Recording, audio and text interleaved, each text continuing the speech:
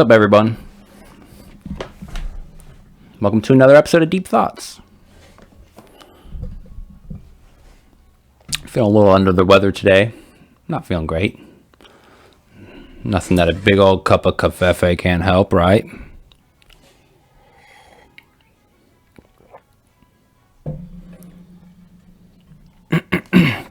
Got this sore throat spray. Something I haven't used since I was like a kid. Super weird stuff.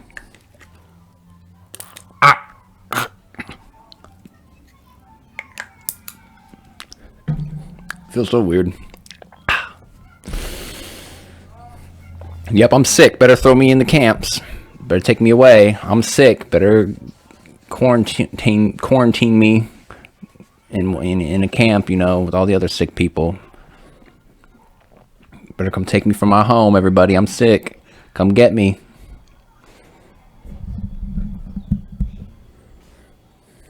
I'm not feeling well today, so we're going to make this one a little brief.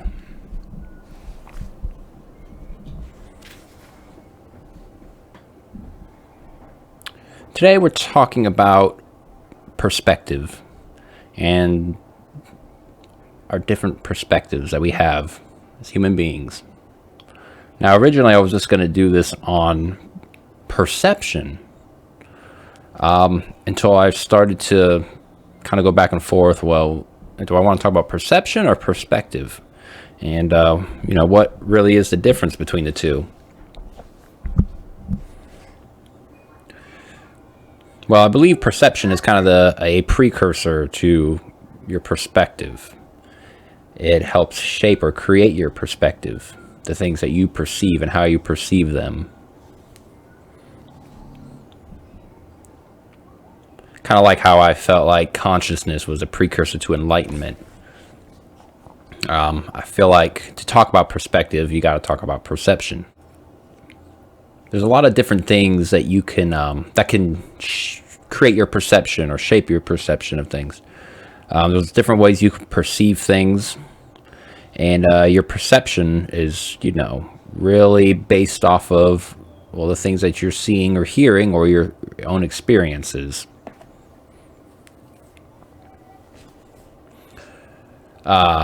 Dictionary definition of perception is the ability to see, hear, or become aware of something through the senses, the state of being or process of becoming aware of something through the senses. You see, everything, and this has been something that's been studied, of course, for a very long time, our perception and how we perceive things. It goes into our, just the study of our brains and our thought process and our consciousness.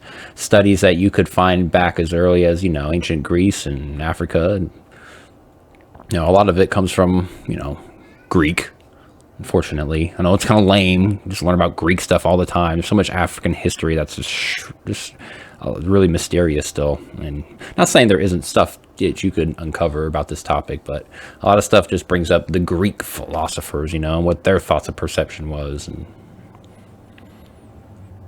but it's something that's been thought of course, early on and studied early on. It's something I read about briefly. Look, I didn't do weeks of studying. If you know me, I only do that with certain topics. I'm not going to say I don't do it. I research, although some people would say I don't because I don't come to their conclusions. But this one, I just read some brief stuff over it. And, perception, the main focus a lot of the time is the physical world in front of us, what we're seeing, shapes and objects, what gives them their shapes.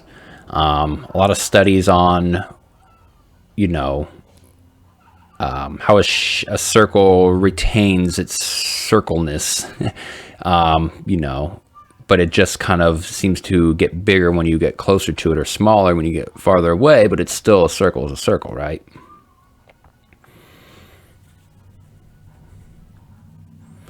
Some of the study of perception as well goes over spatial objects, space that things take up. Perception is thought to be basically us taking in stimuli, stimulus, taking in the things that we're seeing in front of us, and our brain processing them, processing it and organizing it as information. You can have a perception of,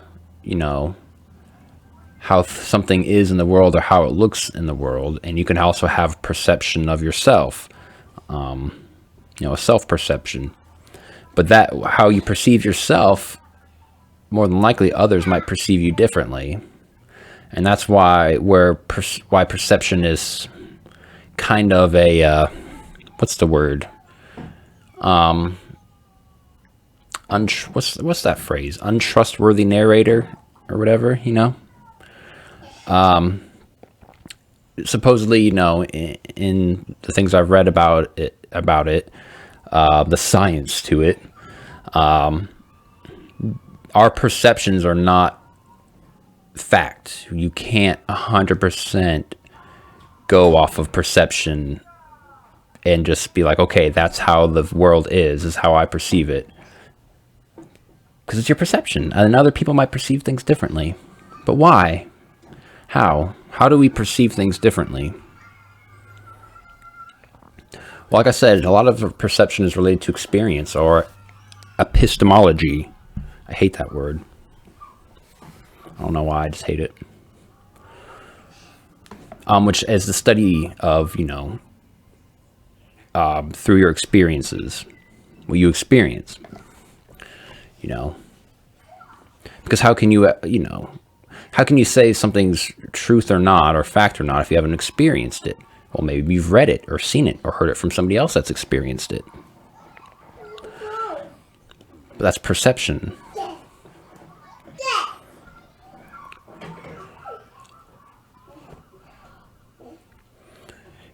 We can go based off of our own experiences, and that can create our perception of things.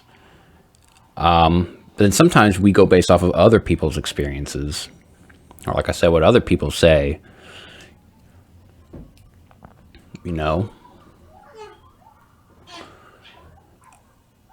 And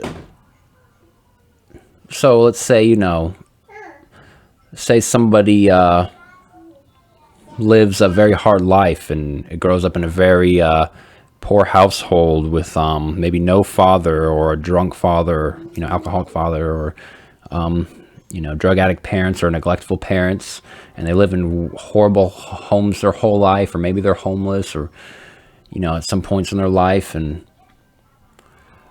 they grow up with trauma, or just a chaotic lifestyle. It might give them the perception of life is just dark and gloomy, and if they don't experience the good stuff themselves, they might not think there are any good stuff. And on the flip side, somebody who lives in a mansion their whole life and gets coddled and gets everything they want and has loving parents may only see life as good. But who's right? Nobody. Because we're going based off of our own experiences, and they've created our perception of things. If you're shown things in the news all the time about black people doing this and that, robbing this store, or raping this white girl, or murdering this person, or doing this or that all the time, what do you think some people's perception of black people are going to be? Flip it. You see the white guy is always the racist redneck, country bumpkin, who, you only ever hear them say racial slurs or talk in an accent, or, have the rebel flag or this or that. If you only see that of like white people or certain white people, or that's how your perception is going to be then. Now, like I said, these perceptions could come from your experience. Let's say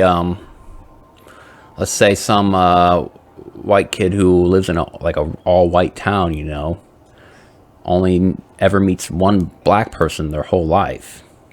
And what if they've been shown propaganda, though, through TV and media of what black people are like?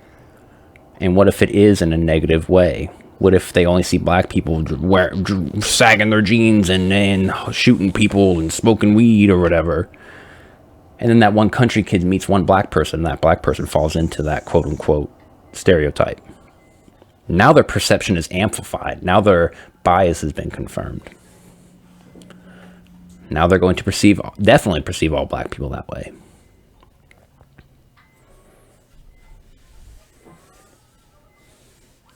And you can flip it, and you could make any kind of situation out of this that you want. Hope you understand my point, though. These people are going based off of what they see and hear in their experiences. Are they wrong? Well, you might say so, because they haven't met all black people in the world.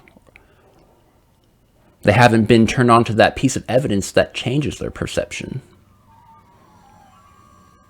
How many of us are holding on to perceptions only because we haven't seen the other side, or heard the other side, or seen the other evidence that would change that perception?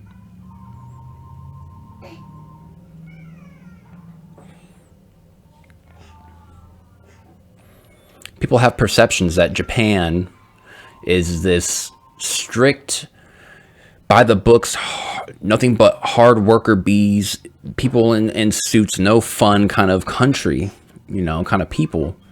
But if you really, talk to some people who live there, or watch some videos of people who live there, and, listen to more of their experiences, or maybe go there yourself. I haven't. But you'll see that Japan is, Japanese people can be wild, man. They do know how to have fun. They have lots of fun. You might have that perception, though, based off of certain things you've been told or have seen over and over again. Sorry. Thought my little girl was about to use the potty. She tried, though. But yeah, I could come up with numerous examples. I'm sorry, I'm going to go there. You see it talked about in the news every day and shared on social media all the time and every day about how Trump supporters are dumb or stupid or rednecks or racist. If you see that over and over and over again, that's going to create that perception.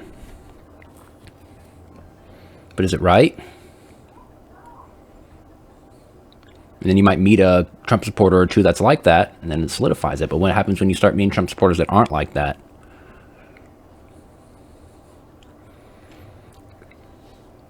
When you see new evidence, it should alter your perception of things. Should. Some people it doesn't.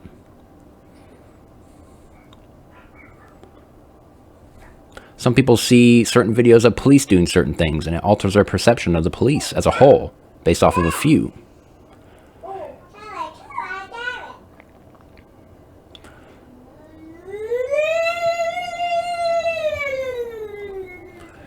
And you can show them videos, possibly, every day of cops doing good things, but is that going to be enough to change their overall perception?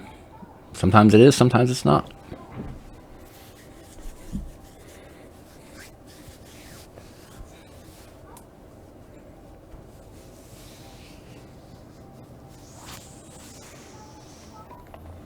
What would have happened if we saw in the news every day, just every celebrity, every news company, every channel, every politician, every big voice, just kissing the buttocks of Donald Trump every day for the last 3 years? Nothing but good stuff shoved in your face every day. You never heard about the bad stuff, just the good stuff all the time.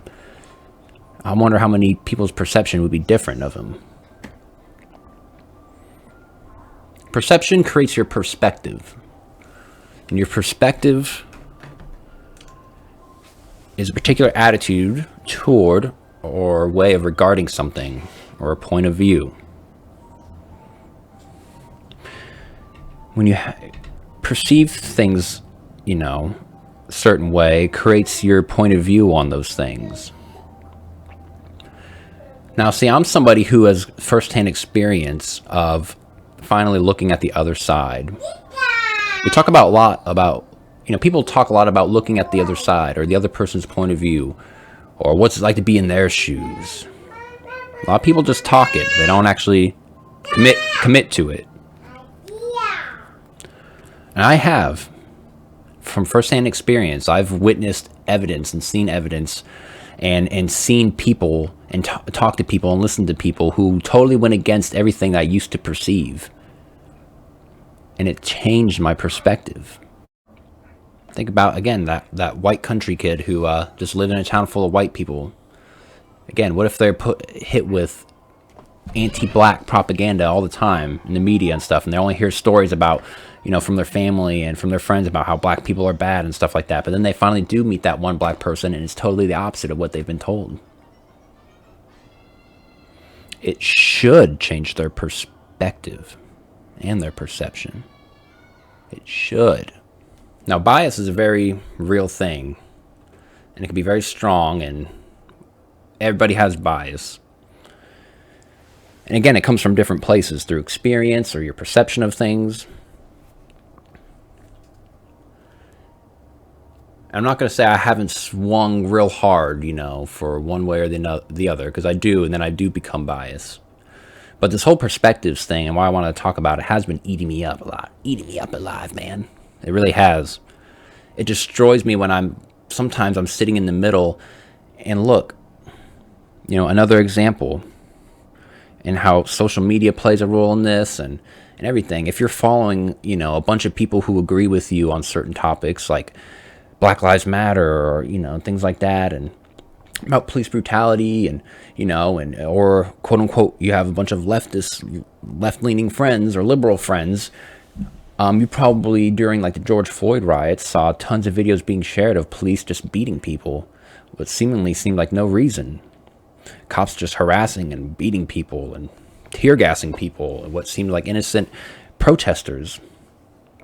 But then if you were on the right or had a bunch of conservative friends or followed, conservative journalists and things like that, you were seeing nothing but videos on social media of Black Lives Matter protesters doing the beatings and pulling people out of their trucks and just randomly beating up old people and breaking into buildings and breaking windows and things like that.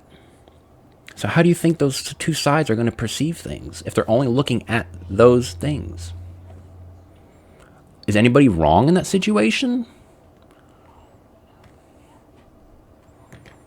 Now, see, I'm in the middle, and I have information coming from both sides. You see, because I kind of switch sides, per se. I get information from both sides, and I saw all the videos on both sides, and I was like, oh my gosh, this is disgusting. Their two sides are literally being played against each other, and nobody's wrong. But here you have both sides going at each other like they're wrong. No, man, it's just what they're seeing, what they're experiencing is creating their perception. And maybe you need to give that person a little evidence to change their perception or show them something that they didn't see before. On both sides. I've tried that a lot. Most people haven't been open to it seems. But maybe I'm wrong. I try to show people a piece of evidence that might change their perception. And then their perspective. Because like I said, it's happened to me.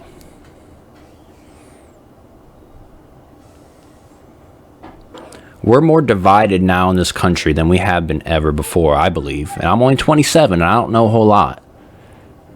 But I believe we are more divided than ever before. There's still 75 million people that don't agree with the outcome of the election. Are you just going to ignore them? But you probably feel like they ignored you for the last 4 years. So then it's okay to ignore them.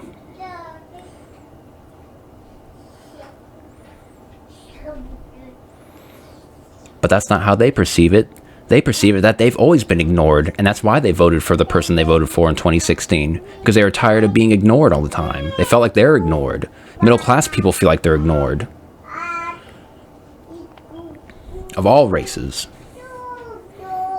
And you have minority groups who all feel like they're ignored.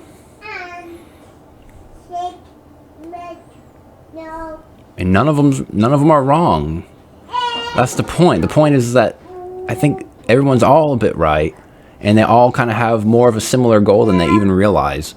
But their perceptions and their perspectives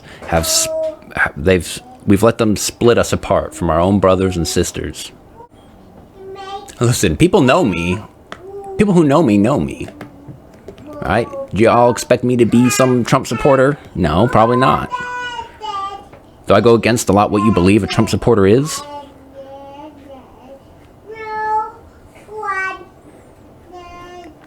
Probably. I have more black friends than white friends, I'm sure of it.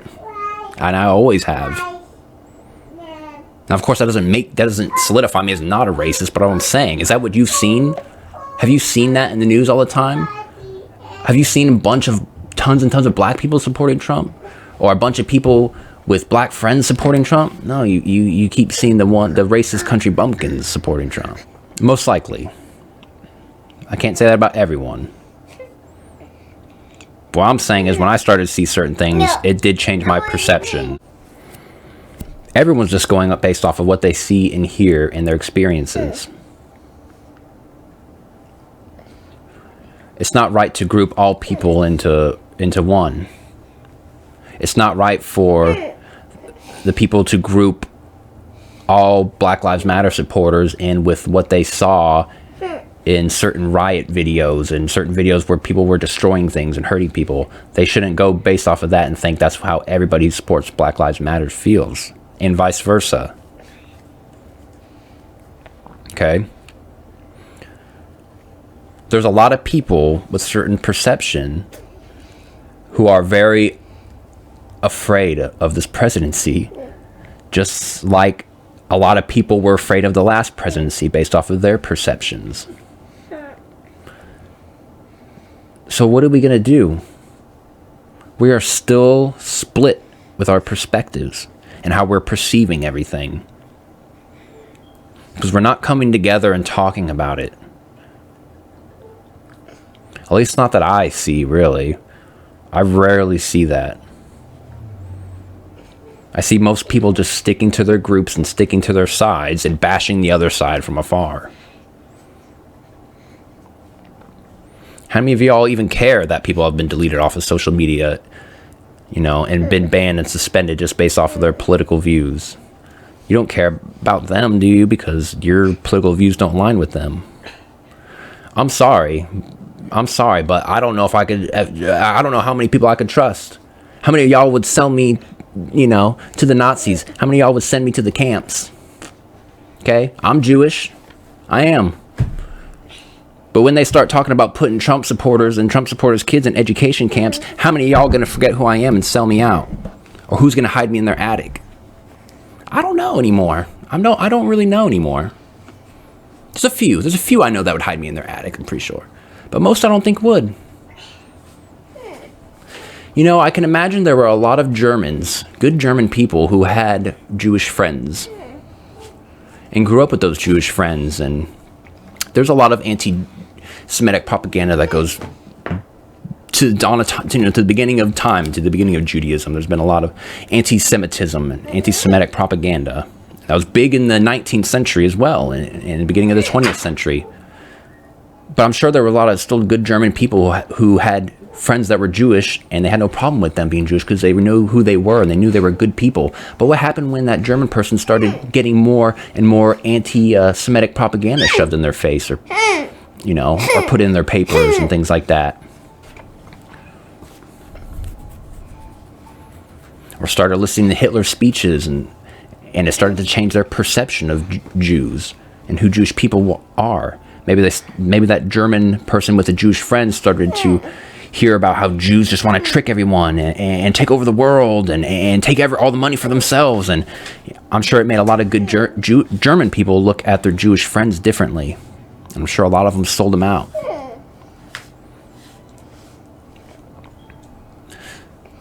It's crazy to me that people don't see that happening now. There's so many of our good brothers and sisters out there that did support Trump and supported, what he was trying to achieve. And those people, and a lot of those people aren't hateful or racist or anything like that. But if the propaganda starts to convince you of that, are you going to turn on your brothers and sisters? Are you going to allow other people to change your perception of the people that you know personally?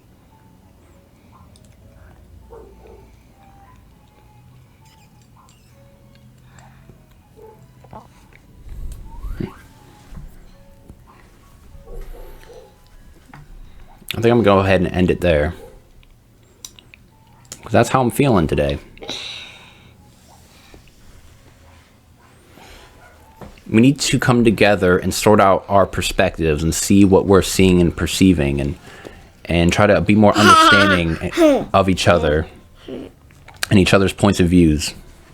Or else I don't think we'll ever come together again. Ever. I don't think we can ever be united then. As long as there's so much hatred and vitriol and bitterness towards that other side.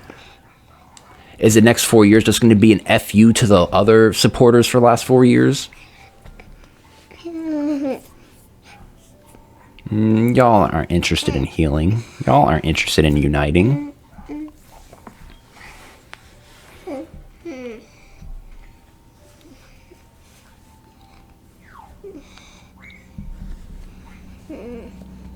These are our different perspectives. They should be listened to, and we should all try to be more understanding of each other's perspectives. That's what I've been trying to do these last couple of years. And a lot of bias and anger and things like that get in the way.